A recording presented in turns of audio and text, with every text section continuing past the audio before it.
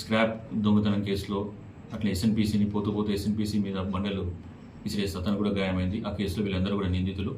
వీళ్ళందరినీ కూడా వీటితో పాటు మరో ఇద్దరు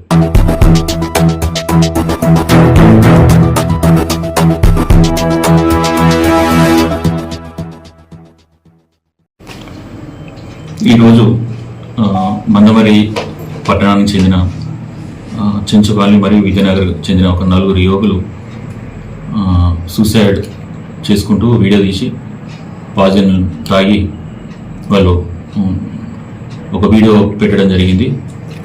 దీంట్లో భాగంగా ఈ 4 యువకులు కూడా పాయిజన్ తీసుకొని వీళ్ళందరూ కూడా హాస్పిటల్లో షిఫ్ట్ చేయడం జరిగింది.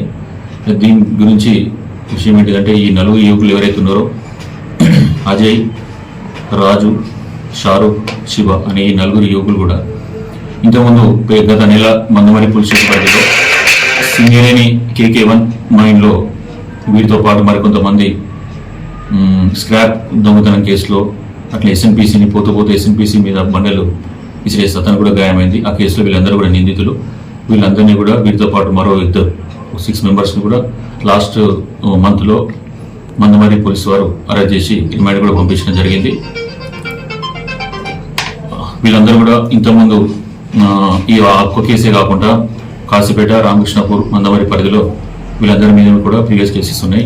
ఈ రాజు అనే అతని మీద ఒక నియర్లీ 7 కేసెస్, షారూక్ అనే వ్యక్తి మీద ఒక 5 కేసెస్, అలాగే శివ, రాజు అనే మీద కూడా 3 కేసులు, వాళ్ళ మీద కూడా కేసెస్ ఉన్నాయి.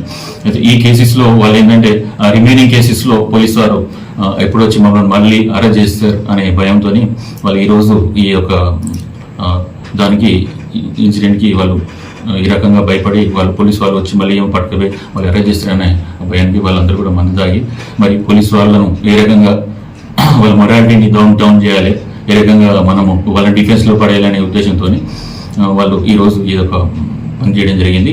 దీంట్లో ఒకటి ఇవన్నీ కూడా పోలీసు వారు ఎవరు కూడా ఎవరిని కూడా ఇబ్బంది పెట్టడం కూడా ఏం లేదు, ఎవరు కూడా పట్టుకొచ్చింది లేదు, ఇబ్బంది పెట్టింది ఏం లేదు.